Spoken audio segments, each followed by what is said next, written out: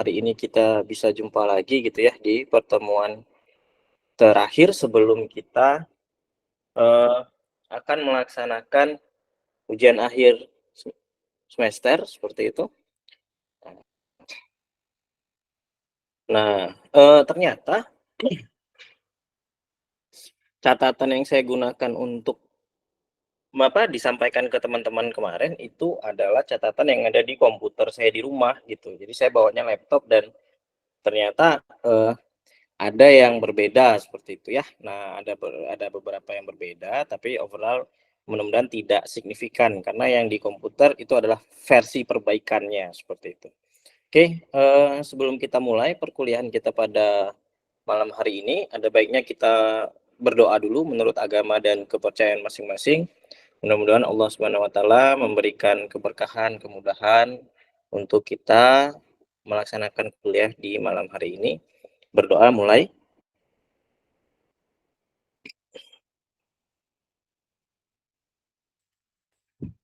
Amin ya. Nah, berdoa selesai. Nah, kita refresh dulu ya. Nah, jadi kalau kita ingin menggunakan sebuah pola pikir numerik gitu ya, kita seperti hal yang saya sampaikan bahwa kita punya problem ya. Kita punya problem, kita punya masalah ya.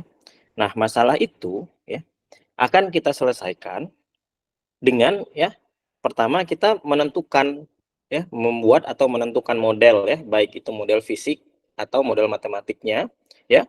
Model-model tersebut harus memenuhi segala hukum-hukum fisika dan hukum-hukum matematika yang berlaku. Misalnya, hukum paling fundamental di dalam alam semesta kan hukum kekekalan massa ya. Nah, jadi apapun yang masuk ke dalam sebuah sistem gitu ya, itu jumlahnya itu harus sama dengan outputnya gitu ya. Jadi input itu harus sama dengan output. Nah, jika input itu berbeda, maka kita harus cari tahu nih, kurangnya kemana, dia larinya kemana ya. Nah, seperti itu. Lanjut ketika kita dapat modelnya, ya, lalu kita akan buat governing equation gitu ya. Nah, kemarin kan sudah ya, konsep-konsepnya seperti itu ya. Nah, jadi seperti halnya yang saya sampaikan, misalnya di dalam sebuah sistem, itu di Cartesian gitu ya. Nah, itu ada sumbu X, Y, dan Z gitu ya. Nah, jadi kalau Y ini adalah dia itu masuk atau keluar di dalam sistem, X ini adalah maju atau mundur, oke, sorry, Y ini adalah naik atau turun ya, Z ini masuk atau keluar gitu. Nah, jadi kalau seandainya nih, saya punya aliran air gitu ya.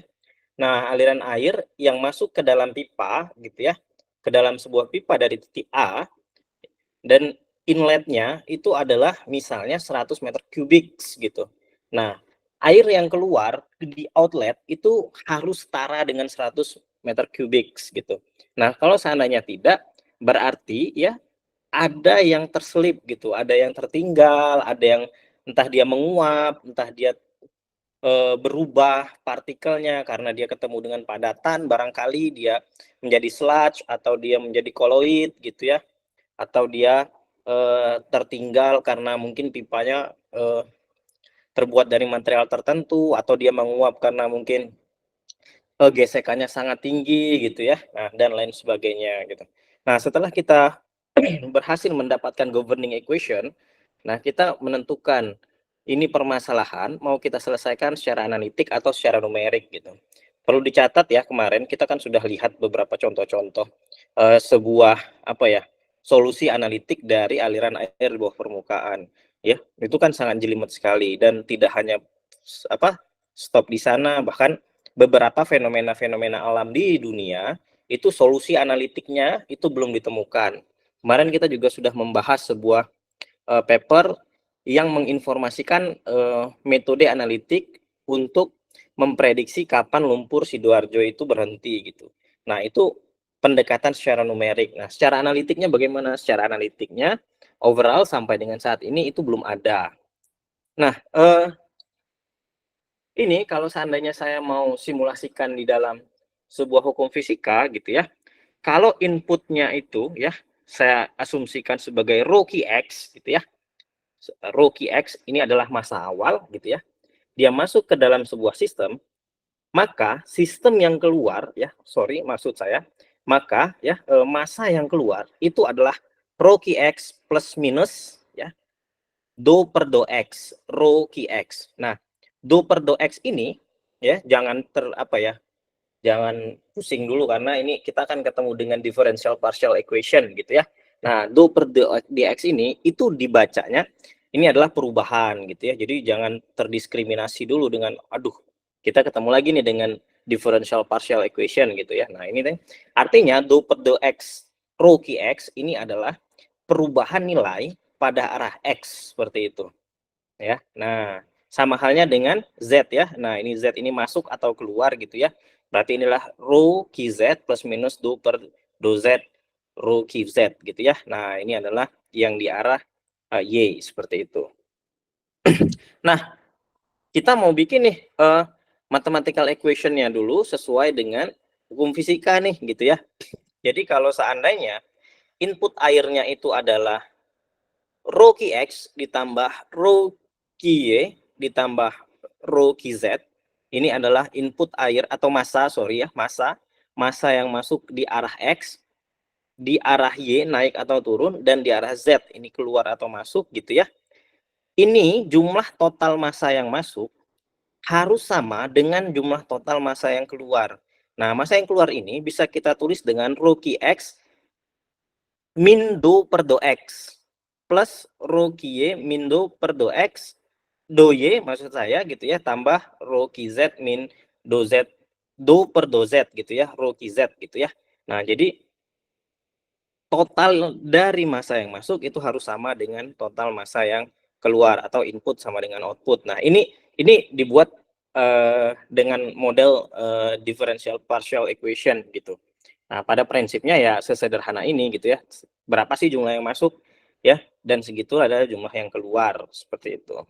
Tapi kalau mau ditulis di dalam mathematical governing equation, dia nanti akan bertuliskan seperti ini. Nah, kalau seandainya nih kita tulis seperti ini ya. Nah, ini adalah input, itu harus sama dengan output, maka rho Qx ini kan ya, nah bisa saling menegasikan karena sama gitu ya. Nah, jadi nanti ya hasil yang didapat ini adalah do per do X rho Qx ditambah do per do Y rho Qy. Jadi ini adalah perubahan nilai di arah X ditambah perubahan nilai di arah Y tambah perubahan nilai di arah Z, totalnya itu harus sama dengan 0 ya. Nah, kalau ini sudah kita temukan ya, maka mathematical equation-nya itu memenuhi persamaan hukum dalam kekekalan massa, hukum fisika ya maksud saya ya, hukum kekekalan massa. Nah, yang jadi masalah adalah kalau seandainya outputnya itu tidak sama dengan input ya. Nah, misalnya seperti ini, sederhananya saya memasukkan sebuah batok kelapa di dalam sebuah reaktor gitu ya. Sebuah reaktor yang akan saya pirolisis atau akan saya kalsinasi ya. Nah, pirolisis itu adalah proses karbonisasi pada suhu sampai dengan kurang lebih itu 300 derajat gitu ya. Nah, jadi kalau boleh saya gambar. Nah, ini adalah sebuah reaktor gitu ya. Nah, ini adalah reaktor. Itu saya masukkan sebuah sebongkah batok kelapa lah ya. Nah, saya masukkan ke sini batok kelapa 100 kg. Wah, ya, saya masukkan 100 kg. Artinya di sini akan masuk 100 kg batok kelapa. Lalu saya panaskan, sistemnya berubah nih ya. Saya panaskan dia 300 derajat Celcius selama 8 jam misalnya ya. Nah, selama 8 jam. Dalam kondisi oksigen terbatas ya, ini ruang vakum. Ini nih tertutup ya. Jadi oksigen yang ada di sini terbatas gitu ya. Kan yang menyebabkan sebuah material itu berubah menjadi abu ya, abu sehingga tidak bisa dimanfaatkan, itu kan adanya oksigen gitu ya. Nah, jadi kalau seandainya oksigennya tidak ada atau semakin sedikit ya kandungan oksigen dalam sebuah sistem ya, maka proses karbonasi di sini akan semakin baik. Sebenarnya kita bisa keluarkan ini dengan apa? Dengan mengalirkan nitrogen misalnya ya. Nah, bisa juga dengan mengalirkan nitrogen atau di sini kita buat pompa vakum ya. Nah, jadi di sini ada pompa vakum ya. Jadi nanti di sini akan disedot, oksigennya itu akan disedot. Bisa juga ya. Ada banyak hal lah. Nah, kita asumsikan sebuah sistem ini itu tidak memiliki kandungan oksigen atau oksigennya itu limited ya, sangat terbatas gitu ya.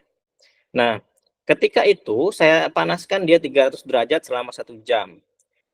100 kilogram ini setelah selesai 8 jam itu saya timbang lagi. Saya timbang berubah menjadi 87 kilogram. Nah, artinya ya kita punya selisih nih di dalam sebuah sistem. Berapa? Misalnya 13 gitu ya. Nah, 13 kilogram yang hilang gitu. Nah, maka 13 kilogram ini ya. Nah, ya, fenomena sederhana ini tadi ya, fenomena sederhana ini dituliskan di dalam persamaan matematika seperti ini. Nah, ya, nah orang matematika tuh memang jelimet gitu ya. Sebenarnya sederhana saja. Nah, gitu ya. Nah, artinya 13 kilogram yang ada di sistem, kita harus tahu dia berubah jadi apa. Kalau seandainya saya asumsikan X ini sebagai karbon, artinya X ini adalah 87. Nah, ya. Nah, Y-nya apa? Oh, Y-nya itu adalah misalnya ya, 3 kilogramnya itu air, Pak. Kami sudah mengukur bahwa masih ada kandungan air kurang lebih sekitar 8 sampai 10% kandungannya misalnya gitu ya. Nah, ini berarti 3 kilogramnya air gitu ya. Nah, sisa yang lain jadi apa? 10 kilogramnya tuh berubah jadi abu, Pak. Dia berubah jadi abu karena masih ada oksigen yang sebelumnya apa namanya? tertambat terjebak di sini gitu ya. Nah, jadi seperti inilah ilustrasi sederhana dari hukum kekekalan massa itu. Nah, orang-orang fisika itu memodelkan seperti ini ya. Nah, kalau orang-orang matematik dia akan memodelkan dengan persamaan matematika. Salah satunya adalah differential partial equation seperti ini. Seperti itu. Nah, tapi kan kita sebagai orang engineer nggak suka yang kayak gini. Saya pribadi tuh nggak suka karena jelimet gitu ya, jelimet terus nilai errornya akan tinggi gitu ya, capek-capek aja sebenarnya. Itu adalah sebuah fenomena yang sederhana, tapi kenapa sih harus dituliskan dengan yang ruwet-ruwet gitu. Nah, itu orang-orang matematik tuh akan buat sebuah model differential partial equation gitu. Nah, kalau seandainya ini diaplikasikan ke dalam hukum Darcy ya, nah ini bisa juga nih ya. Darcy itu menyatakan bahwa sebuah aliran itu bisa dimodelkan dengan min K do H per do X gitu ya. Nah, jadi min K itu adalah nilai dari perubahan nilai H. H ini apa? H ini adalah faktor atau variabel yang menyebabkan sebuah fluida itu bergerak gitu. Nah, nanti akan kita bahas nih di slide selanjutnya. H itu sebenarnya apa sih? Nah, kemarin kan sudah kita bahas juga ya bahwa kalau seandainya saya punya dua fluida gitu ya. Nah, ini kan kalau mau bergerak kan harus ada faktor gitu ya. Yang pertama itu adalah gravitasi, yang kedua itu adalah pressure atau beda tekanan gitu. Nah, dia akan berpindah dari tekanan yang lebih tinggi ke tekanan yang rendah seperti itu ya. Dan kalau tidak ada perbedaan tekanan ya karena gravitasi seperti itu ya. Nah, kalau di Darcy dia bisa dimodelkan seperti ini. Ini adalah perubahan pada arah X, ini ada perubahan pada arah Y, ini adalah perubahan pada arah Z gitu. Jadi nanti persamaan diferensial parsial ini itu akan mengikuti model ini mau diaplikasikan kemana sih gitu ya. Model ini mau diaplikasikan kemana ya. Pada prinsipnya semua sama saja ya. Ini artinya adalah diferensial pada arah X gitu ya. Ini diferensial atau perubahan ya pada arah Y, ini perubahan pada arah Z gitu. Nah, ini contoh kemarin gitu ya. Nah, ini kebetulan slide-nya berbeda dengan yang kemarin sudah saya buat gitu. Nah, kalau seandainya saya punya fenomena seperti ini ya, ini beda lagi nih ya. Nah, teman-teman kan sudah pernah belajar deret Taylor gitu ya. Nah, jadi nanti kita akan coba aplikasikan deret Taylor ini ya dengan sesuatu yang sifatnya tuh Laplacian ya. Nah, persamaan Laplace kemarin gitu. Nah, apapun itu, kemarin kita sudah salah satu contohnya adalah memprediksi kapan sih Lucy atau lumpur Sidoarjo itu berhenti, ya. Artinya setelah dilakukan pemodelan gitu ya. Nah, diasumsikan ya setelah perhitungan itu diperkirakan akan berhenti setelah 26 tahun. Nah, kan kita tahu ya, pendekatan numerik itu punya nilai error gitu ya. Nah, apabila dibandingkan dengan pendekatan-pendekatan analitis. Tapi model pendekatan analitis dari Lucy itu belum ada. Nah, ini ya salah satunya misalnya saya punya sebuah titik HX gitu ya. Saya punya titik HX gitu. Nah, saya mau tahu nih berapa sih nilai X2 atau HX plus delta X di sini ya. Kenapa ditulis HX plus delta X? Karena kalau di sini 1, 2, 3, 4, 5, 6 di sini kan tentu akan lebih besar ya. Nah, besar delta X ini adalah perubahan ya. Nah, lagi-lagi karena pendekatannya adalah model matematis ya, governing equation, mathematical equation, maka biasanya orang matematika itu memisalkan sesuatu ya. Nah, memisalkan UV gitu kan. Nah, DU per DV gitu kan. Teman-teman kan sering tuh dimisalkan gitu ya. Turunan pertama dari U gitu. Nah, yang di sini yang di X1 itu adalah HX min delta X gitu. Nah, nanti kita akan dapat pertanyaan gitu ya. Sebenarnya berapa sih nilai HX plus delta X? Sama dengan yang dilakukan oleh Robert J. Davies itu ya. Nah, jadi nanti sumur Lucy itu berapa sih? Berapa tahun lagi sih berhentinya gitu? Atau ke depan nilainya berapa sih? Diperkirakan tuh diprediksi itu nilainya berapa sih gitu. Nah, ini bisa dilakukan dengan menggunakan deret Taylors gitu. Deret ini juga bisa digunakan untuk memodelkan sesuatu yang sifatnya non linear gitu. Jadi kalau semua hal di dunia itu linear itu kan gampang banget ya. Jadi kalau seandainya yang linear tuh kayak gini nih misalnya. Nah, ini ya. Kalau seandainya nih si Jesse Disiah nih ya. Si Jesse ini kentut gitu ya. Kentut eh, selama 3 detik gitu ya. Nah, 1 detik kentutnya si Desi itu persebarannya tuh sekitar 1 meter gitu. Jadi ketika Desi kentut 3 detik itu sebarannya 3 meter gitu ya. Nah, ini kan kalau seandainya nilainya itu linear gitu atau aliran air gitu. Kalau seandainya 1 menit itu ngalirnya di sepanjang 1 meter, 2 menit 2 meter, 3 menit 3 meter. Kalau 10 menit kan ya 10 meter gitu. Tapi di dalam dunia nyata ini nggak ada satupun, bukan nggak ada satupun ya, sangat-sangat jarang sekali kita ketemu sesuatu yang linear seperti ini. Kalau kita ketemu sesuatu yang linear ya nggak perlu kuliah gitu kan, nggak perlu kuliah. Bahkan kalau Geraldo datang dengan motornya, dia bawa motor ke kampus dengan kecepatan misalnya ya, itu 20 km per jam. Nah, itu kecepatannya pun tidak linear gitu, karena ada faktor yang lain, faktor jalannya tiba-tiba lapang ya, dia ngebecek gas gitu ya, nambah kecepatan gitu jadi 40 ya, jatuh jadi 60 gitu. Atau ketika macet bahkan jadi 0 karena dia harus mengantri seperti itu. Ya. Nah, jadi ada banyak sekali faktor-faktor dan variabel-variabel yang buat sesuatu itu jadinya tuh kayak gini nih. Nah, kayak gini ya. Nah, ini kan non linear jadinya. Nah, untuk mendapatkan berapa sih nilai ketika di X ini ya. Nah, berapa sih nilai Y ketika X gitu ya. Nah, ini pakai deret Taylors. Deret Taylors inilah yang nanti akan kita aplikasikan untuk membuat sebuah model. Nah, ya, untuk membuat sebuah model gitu.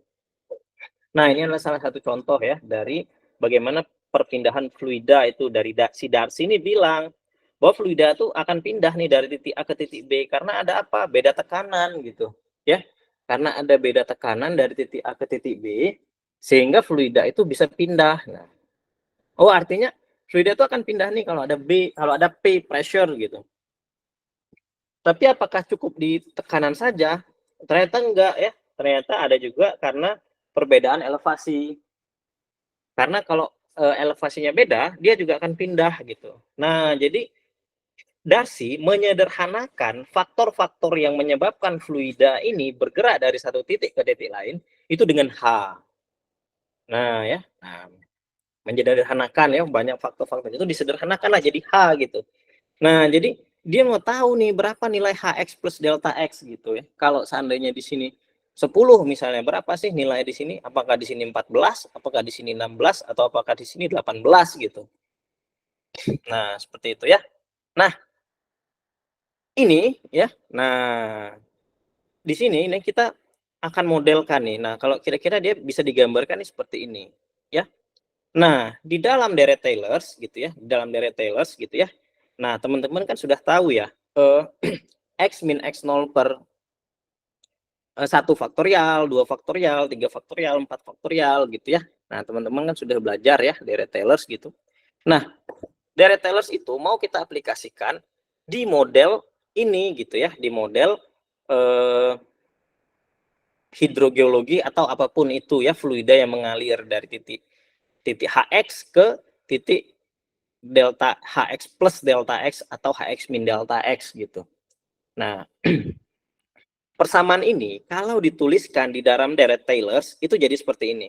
Ini dari mana? Nah, teman-teman nanti ingat-ingat lagi rumus deret Taylors gitu ya. Nah, rumus deret Taylors gitu ya. Nah, ini dari rumus deret Taylors gitu. Ya. Nah, ini adalah untuk titik Hx plus delta X, ini adalah untuk titik yang Hx min delta X. Ya. Nah, ya. Nah, ini Hx min delta X do H per do X ditambah ini 1 faktorial, ini 2 faktorial, 3 faktorial, 4 faktorial gitu ya, dan seterusnya sampai dengan hampir mendekati tak hingga. Kapan dia sebenarnya apa namanya? Pak, boleh nggak Pak ini sampai delta X pangkat 5 do pangkat 5H per do X pangkat 5 boleh gitu ya, terus menerus aja. Tapi kita mesti ingat, sebuah variabel atau nilai apapun, kalau pembaginya itu semakin besar, maka nilainya akan semakin kecil. Jadi saya asumsikan ketika ke sini itu nilainya hampir mendekati 0 karena pembaginya makin besar gitu ya.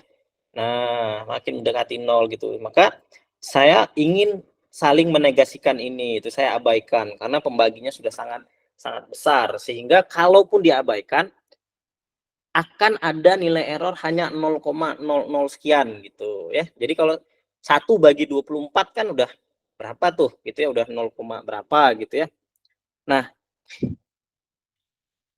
ini ya, kemarin kan sudah dikasih tahu ya bahwa ada yang namanya central difference, ada yang namanya forward difference, dan ada yang namanya backward difference. Nah, kan kita sama seperti halnya ini ya. Nah, ini kan Hx ini adalah central difference, Hx plus delta X ini adalah forward difference, Hx min delta X ini adalah backward difference. Jadi nanti ini kalau kita gambarkan, itu akan jadi kotak-kotak yang ini. Ya, ini satu. Ini central difference, ini forward difference, ini backward difference. Yang ini nih. Mana ya?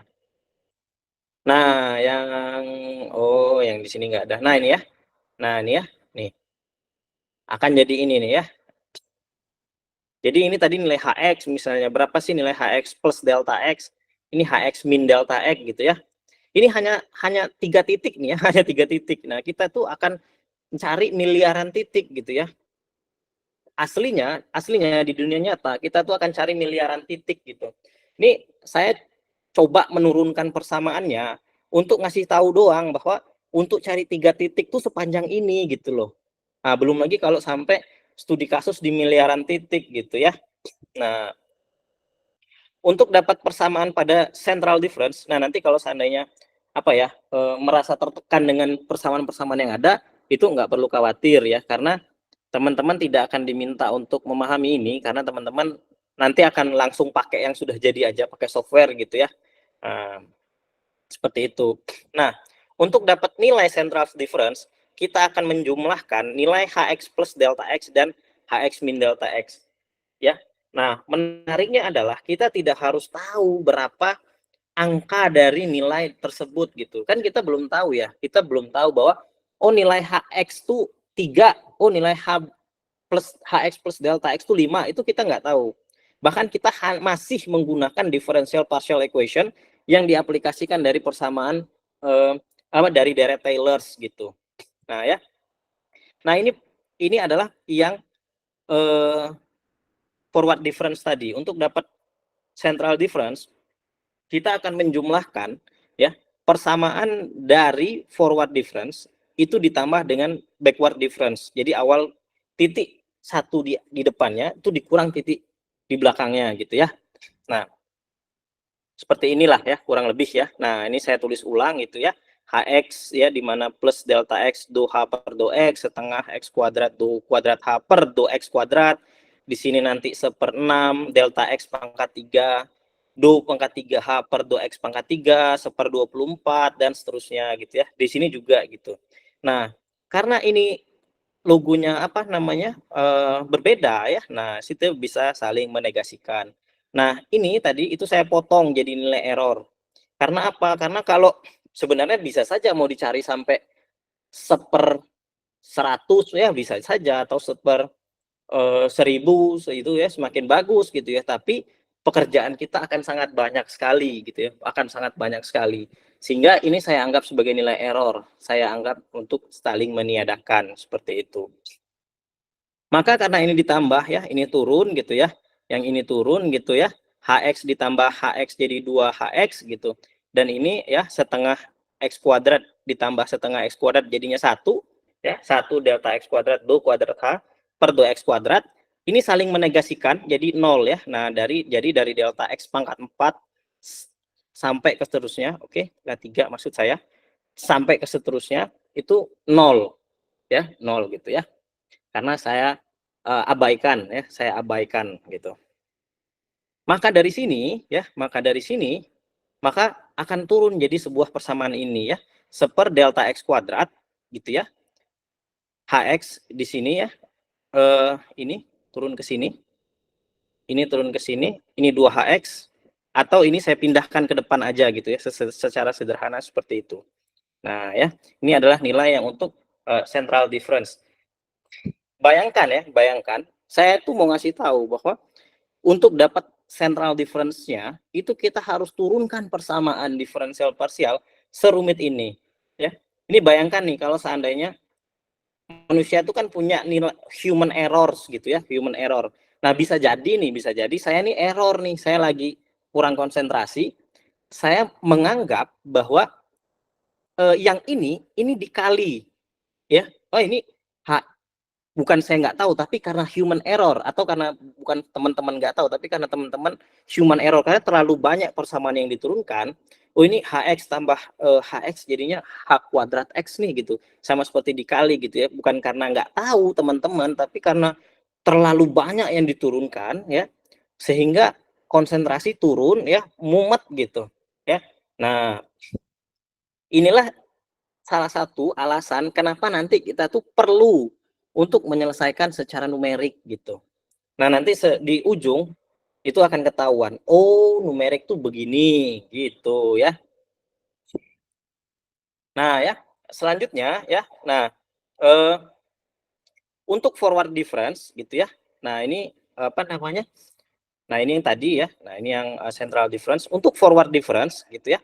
Nah, itu sama ya, sama ya. Jadi saya menambahkan gitu ya. Saya menambahkan yang nilai forward difference-nya saja gitu. Jadi Hx plus delta X ditambah dengan Hx plus delta X seperti itu ya. Nah, turunlah dia persamaannya jadi seperti ini gitu. Nah, nanti slide-nya saya kasih apa? Saya kirimkan. Nah, untuk backward difference itu yang minus dengan minus saya tambahkan ya. Muncullah yang backward difference gitu. Ya. Nah, kalau boleh saya summary-kan ya, yang dari tadi tuh, yang tadi central difference-nya, itu saya summary-kan ini nih. Central difference itu menghasilkan persamaan ini, forward difference itu menghasilkan ini, backward difference itu menghasilkan persamaan yang ini, gitu ya. Nah, dari persamaan ini ya, itu kan sudah kita turunkan luar biasa panjang lebar gitu ya. Nah, kita mau pakai dia di finite difference. Kita akan aplikasikan dia di finite difference ya. Nah, ini cuma 3 titik nih. Tapi kalau aplikasi aslinya, teman-teman akan main di miliaran titik. Bayangkan kalau kita harus cari titik-titik ini secara manual gitu ya. Pekerjaan kita nggak selesai, errornya tinggi gitu. Nah, saya contohkan seperti ini. Saya punya sebuah lahan gitu ya, atau apapun itu gitu ya, dengan nilai ini 8,04, 8,18, 8,36. Nah, ini bisa apapun nilainya.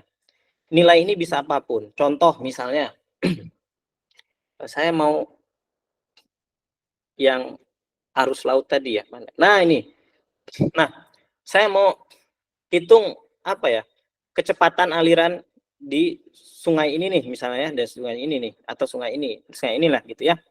Nah, si bedul itu bisa tuh ngukur kecepatan yang di sini gitu. Lalu kecepatan yang di sini tuh dia bisa ukur gitu, atau kedalaman yang di sini, kedalaman yang di sini, data apapun lah itu ya. Nah, tapi yang di sini bisa atau enggak gitu.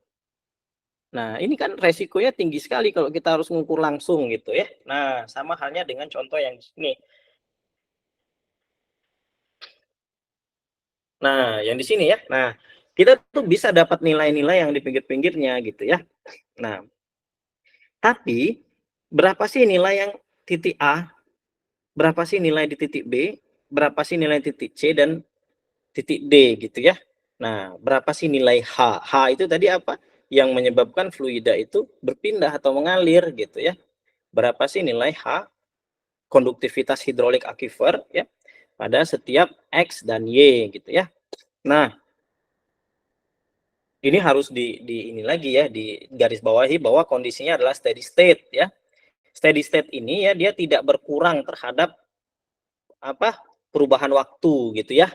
Nah, jadi kalau airnya artinya tidak diambil lah. Jadi kita mengasumsikan volume airnya itu sama atau volume materialnya itu tidak berubah gitu. Kalau berubah ya makin repot lagi, makin runyam lagi gitu ya. Dengan catatan ya, dengan catatan ini ya, diferensial H, perubahan nilai H di arah X dan Y itu harus sama dengan 0 gitu ya. Harus sama dengan 0. Wajib ini ya, wajib harus sama dengan 0 gitu. Karena memenuhi hukum kekekalan massa. Nah, saya mau ganti nih, saya mau ganti X dan Y ini menjadi I dan J ya. Nah, kalau saya mau ganti X itu jadi I, Y itu jadi J, persamaan tadi, ini kan persamaan tadi nih. Nih, persamaan tadi nih. Ya. Nih persamaan tadi. Nah, itu ya, itu maka menjadi seperti ini nih. Kalau Hx plus delta X ya, artinya Hi plus 1, J ya. Nah, X ini ya, kalau yang di forward difference dia I plus 1. Nah, ini ya. Nih di forward difference Hx plus delta X ini Hi plus 1, J. Kalau di central difference dia Hi, J. Kalau di backward difference Hi min 1, J. Kalau dia naik itu Hi, J plus 1. Kalau arah Y itu diganti J, ini ya. Nah, arah X itu diganti I. Kalau maju dia X plus 1. Kalau di HX-nya itu X, I saja. Kalau mundur I min 1 gitu ya. Kalau di Y-nya diganti J. Jadi kalau naik dia J plus 1, kalau turun dia J min 1. I-nya tetap seperti itu. Nah, jadi persamaan ini tadi, ya, persamaan ini tadi, itu kalau ditulis, itu bisa jadi kayak gini nih, ya. Nah, HI plus 1, J, karena dia ini adalah HX plus delta X, ini titik forward difference, ya, dikurang dengan central difference, ditambah dengan backward difference. Ya. Nah, ini pada titik X. Pada titik Y, ya, sama, ya, maka diganti jadi J plus 1 dan J min 1 gitu ya. Nah, selanjutnya kita harus mencatat bahwa persamaan 1 dan persamaan 2 tadi itu harus sama dengan 0. Jadi persamaan ini, persamaan 1 ini dengan persamaan 2 ya. Nah, itu harus sama dengan 0 ya. Jadi ini kan nilai yang bertambah, ini nilai yang keluar. Ingat ya tadi ya. Nah, catatannya adalah ini harus sama dengan 0 gitu ya. Jadi dengan kata lain ya, pada arah X ini disebut dengan persamaan 1 dan pada diferensial pada arah Y itu persamaan 2 itu harus sama dengan 0 seperti itu. Maka nah ini bisa ditambah nih ya. Nah, bisa ditambah gitu ya. Nah, ini saya sederhanakan ya, delta X itu saya misalkan menjadi A gitu ya. Nah, jadi ini adalah 1/A kuadrat, ini turun gitu ya. Nah, ini turun gitu, ditambah ya, ini ada 1/A kuadrat gitu. Nah, ini turun gitu ya. Nah, HI plus 1, J ditambah ya, HI min 1, J, HI plus 1, J ditambah HI min 1, J ya, ditambah HI J plus 1 ya, ditambah dengan yang ini. Nah, ini ditambah min 2 jadi min 4 ya, min 4 HI, J. Nah, ini mau saya ganti nih persamaannya gitu ya. Nah, ini saya pindah ruaskan. 4 HI, J itu saya pindah ruaskan ke sini. Jadi, ini jadinya 4 HI, J sama dengan persamaan ini. Kemudian 4-nya itu saya pindahkan ke sini. Nah, jadi persamaan ini dibagi 4, HI, J sama dengan persamaan ini dibagi 4 gitu. Ya. Nah, belum selesai ternyata. Ya. Ternyata belum selesai gitu ya. Jadi dari persamaan yang saya dapatkan tadi, ya, dari persamaan yang saya dapatkan tadi, nah, saya mau cari tahu nih ya, cari tahu. HI, J tadi ini adalah central difference, artinya dia A, ya. Nah, ini titiknya di sini nih, ya, di sini titiknya. HI plus 1, J, ingat backward difference, plus 1, ya, maju ke depan. Artinya B itu, ini adalah di sini. Nah, nilainya. HI min 1, J, min 1 ini adalah X yang mundur ke belakang, ya, artinya ini akan di sini, ya. Oke, sorry, maksud saya di sini ya. Nah, ya, akan di sini. Yang ini adalah forward difference yang di atas, yang ini adalah backward difference yang di bawah, gitu ya. Nah, dari persamaan ini, kalau saya tulis, ini HI, J ini sama dengan apa sih nilainya? Oh, ini central difference-nya A. Boleh nggak Pak HI, J-nya B? Boleh. Kalau HI, J-nya B, maka HI plus 1, J itu adalah 8,41. Di sini 8,41. Backward difference-nya berarti di sini A. Nah, tergantung kalian mau pakai yang central difference-nya yang mana. Boleh nggak central difference-nya D? Boleh, ya, bebas saja gitu ya. Tapi di sini saya menggunakan central difference-nya tuh A. Nih ya, nih A nih ya. Central difference-nya adalah A. Forward difference-nya maju ke depan ya. Set. Ini adalah B, ini nilainya ya. Nah, backward difference-nya adalah apa nih? HI min 1, J. Dari sini ini kan central difference nih. Backward-nya yang mana? Yang belakang. Oh, yang belakang berapa?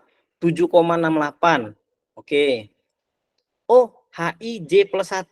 Central difference-nya yang mana? Central difference ingat A, nggak boleh berubah gitu ya.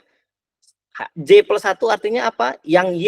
Oh, yang Y berapa? 8,18 gini ya. Nah, 8,18 gitu ya. Kemudian backward difference HI min 1, J. Berarti backward difference-nya C. Gini ya. Nah, ini adalah C. Nah, ini per 4 tadi ya, dibagi 4 seperti itu. Nah, 4 ini saya pindahkan ke sini nih, biar enak lihatnya. Jadi ini akan ditulis seperti ini. 4A sama dengan B tambah 7,68 tambah 8,18 tambah C. Ya. Ini kalau nilai central difference-nya di A. Oke, saya mau pindah lagi selanjutnya. Central difference-nya di B. Ya. Selanjutnya central difference-nya di B. Karena tiap-tiap central difference ini yang akan dicari nilainya. Jadi kalau sini ada F, G, H, I, J, K, teman-teman masih akan harus lanjut lagi mengiterasinya gitu ya. Nah, kalau yang 4B gimana nih? Kalau central difference-nya di sini. Oke, pertama Pak, forward difference. Berapa nilainya? 8,41. Nih 8,41. Setelah itu apa? Backward difference. Berapa nilainya? A. Nih A. Setelah itu apa? Forward difference yang arah Y. 8,36. 8,36. Setelah itu apa? Backward difference yang D. Ya, berapa nilainya? Backward difference-nya D ya. Nah, D gitu ya. Setelah itu yang titik C lagi. Ya, central difference-nya berapa? Oh, C gitu ya. Forward difference-nya D. Setelah itu backward difference-nya ini 7,19. Forward difference-nya, oh forward yang arah Y A. backward difference-nya 7,56. Selanjut lagi 4D. Ya. Nah, forward difference-nya berapa? 8,3, 8,33. Setelah itu apa? Backward difference-nya apa? C. Setelah itu apa? Forward difference-nya B. Setelah itu apa? Backward difference arah Y-nya adalah 7,99. Nah, ternyata dari 4 titik ini saja, ini cara untuk mendapatkannya itu luar biasa runyam seperti itu. Nah, setelah itu saya mau kelompokkan. Kelompokkan yang punya variabel ABCD dengan yang tidak punya saya kelompokkan ya.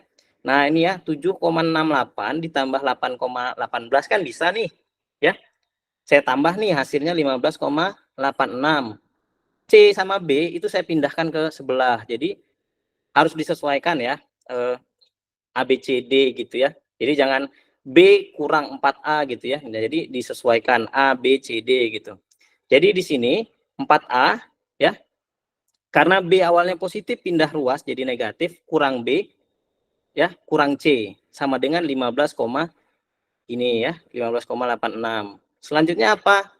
A pindah ruas lagi jadi minus A ditambah 4B ya, dikurang D ya, sama dengan nilai dari 8,41 tambah 8,36 ya. Selanjutnya apa lagi? 4C ya. 4C sama ya, ini ditambah, ini pindah ruas gitu ya. Nah, dari persamaan ini ya, dari persamaan ini kita punya apa?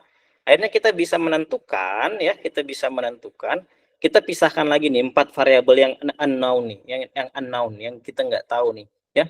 Ini A, oke, 4, B min 1, C min 1, D-nya mana? D-nya nggak ada, berarti D-nya adalah 0 gitu ya. Nah, selanjutnya apa? A min 1 ya. Nah, 4B di sini 4. C-nya nggak ada, 0, D-nya min 1 gitu ya. Lalu selanjutnya ini min 1, B-nya nggak ada, 0, C-nya 4, D-nya min 1 gitu.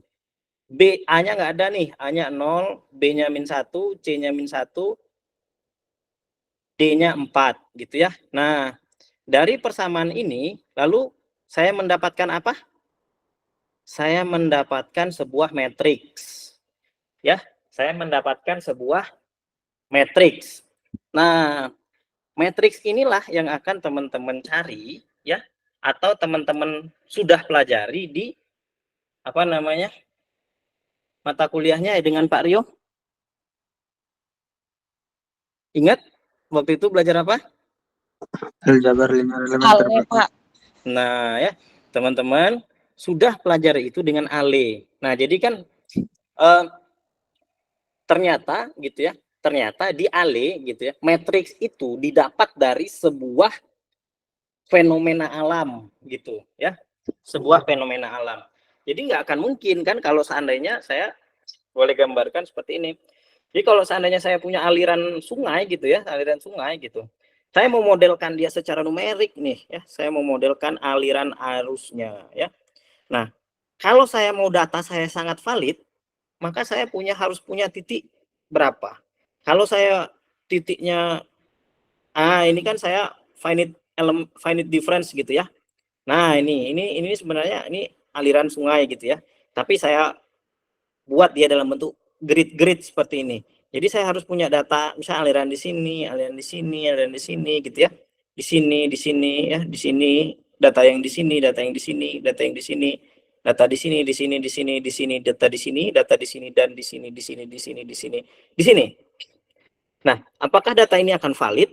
Belum tentu. Kalau seandainya ini sungainya luas, ya kalau titiknya 1, 2, 3, 4 dibagi 4, misalnya sungai ini lebarnya 100 meter gitu ya. Dengan data yang dibagi 4 artinya saya punya 4 titik per 25 meter gitu ya. 25 meter, saya rasa hasilnya itu akan lebih valid jika saya punya misalnya di sini 100 titik gitu ya. Nah, di sini 100 titik atau bahkan 1000 titik di sini ya. Nah, atau bahkan 1 juta titik atau bahkan 1 miliar titik gitu. Nah, kalau seandainya kita mau mencari secara manual ya, itu prosesnya tuh kayak tadi. Kita punya nih data yang di sini. kita punya nih data yang di sini, data yang di tengah kan kita nggak punya tuh. Kita harus mengukur, kita harus modelkan dia gitu ya, kita harus modelkan dia, terus kita turunkan persamaan matematikanya gitu. Nah, itu akan sangat-sangat ruwet, sangat-sangat susah dan sangat-sangat apa ya, sangat-sangat menguras konsentrasi gitu. Bisa jadi 4 tambah 4 akhirnya jadinya 32 gitu karena saking kita jenuhnya gitu ya. Tapi kalau seandainya teman-teman menggunakan simulasi ya, pakai software misalnya ya, atau nggak usah misalnya pakai ArcGIS atau apa ya, nggak usah lah pakai itu, tapi pakai Excel aja misalnya. Pakai Excel itu kan tinggal tarik antar kolom aja udah bisa apa, datanya sudah bisa banyak gitu ya, sudah bisa banyak gitu. Nah, itu pentingnya kita menggunakan alat bantu, tools, atau pendekatan-pendekatan numerik. Nah, pada prinsipnya simulasi atau pendekatan numerik itu adalah pemanfaatan software. Nah, kalau teman-teman sebagai seorang engineer, user, teman-teman sebenarnya tidak diwajibkan mengerti dasarnya. Nah, dasar yang tadi itu kan, nah, itu adalah salah satu cara teman-teman mendapatkan matriks ya, mau itu matriks 2x2, 2x4, atau 4x4. Nah, sebenarnya matriks itu adalah berisi data gitu. Dan nggak mungkin kalian misalnya siapa nih Insan Hasibuan itu mau ngukur aliran air yang bawah permukaan atau kecepatan kendaraan atau apapun lah gitu ya. Itu dari Mall Bumi Kedaton sampai ITERA itu hanya 3 titik saja. Oh, saya titik pertamanya MBK, titik keduanya flyover, titik ketiganya ITERA gitu. Bisa nggak? Ya bisa aja, tapi hasilnya tidak akan lebih baik atau tidak akan lebih valid daripada kalau grid-gridnya atau titik-titik dia ngambil datanya itu diperkecil lagi. Nah, memperkecil grid itu tadi itu adalah caranya disimulasikan pakai software ya, pakai apapun alat bantu seperti itu. Bahkan alat bantu paling sederhana Excel pun itu bisa digunakan seperti itu. Nah, bayangkan kalau kita harus apa membuat solusi analitiknya secara manual gitu. Nah, bahkan ya contoh sesederhana sebuah partikel yang berpindah dari satu titik ya, sebuah partikel tadi saya contohkan dia pindah dari titik sini pindah ke titik sini dan ke sini. Nah, itu nyarinya wah ribet banget. Kita menurunkan banyak persamaan ya, kita menurunkan persamaan-persamaan ya menggunakan differential partial equation misalnya dx per d kuadrat x ya. Nah, itu nanti ditambah dy per d kuadrat y gitu ya, ditambah lagi dz per d kuadrat z dan lain sebagainya gitu. Nah, ini persamaan-persamaan ini yang kita turunkan ya.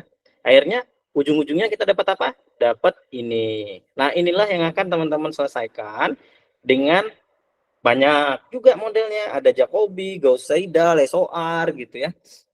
Nah, ada banyak instrumen yang bisa teman-teman gunakan seperti itu. Nah, untuk UAS gitu ya, UASnya nanti akan dilakukan secara online saja.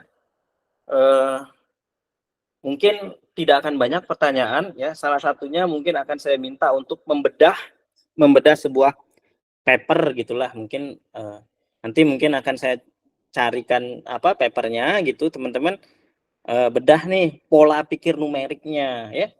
Nah, paper itu kan sudah studi kasus sebuah pemodelan numerik gitu ya, bagaimana dia punya problem, bagaimana dia membuat model, bagaimana dia membuat governing equation gitu ya, lalu bagaimana governing equation itu diselesaikan secara analitik atau numerik gitu ya.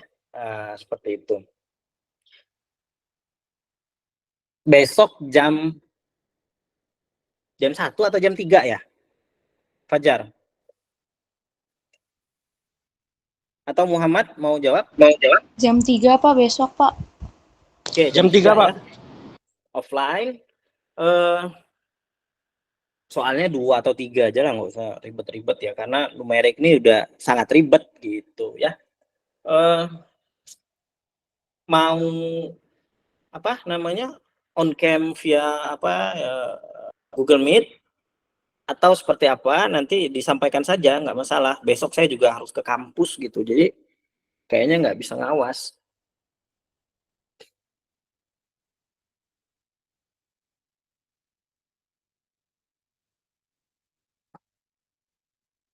Jadi mungkin akan bebas saja gitu. Nanti akan saya siapkan apa namanya kelas works-nya gitu. Jadi teman-teman upload, pastikan tidak melebihi waktu yang telah ditentukan gitu ya. Jadi kalau seandainya deadline-nya misalnya 13.02, jangan bilang Pak saya tuh 13.01 submit tapi tulisannya late gitu. Karena 13.01 59 detik tuh 13.02 udah lewat 1 detik baru ke upload gitu. Nah, jadi tulisannya late atau bahkan submission-nya di close gitu. Nah, itu harus diperhatikan gitu ya.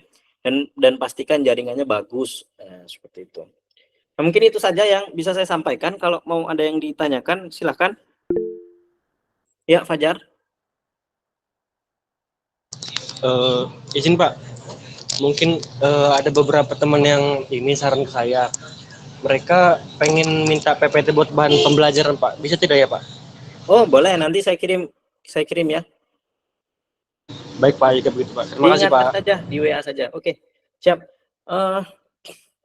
Ada lagi? Jangan lupa makan malam ya, jaga kesehatan. Kayaknya lagi berubah-ubah cuaca. Saya juga udah beberapa hari sakit. Oke, jika tidak ada, selamat makan malam, selamat istirahat, sehat selalu, sukses selalu, mudah-mudahan lancar semuanya, mudah-mudahan bisa menjawab ujiannya seperti itu. Mudah-mudahan dapat A semua gitu ya. Nah, saya sejauh ini kalau kuliah online karena kurang kurang maksimal lah menurut saya online ini, karena semangatnya juga beda gitu ya, karena online dan offline gitu. Saya bisa memaklumi, mudah-mudahan tidak ada yang gagal asal absennya full gitu ya.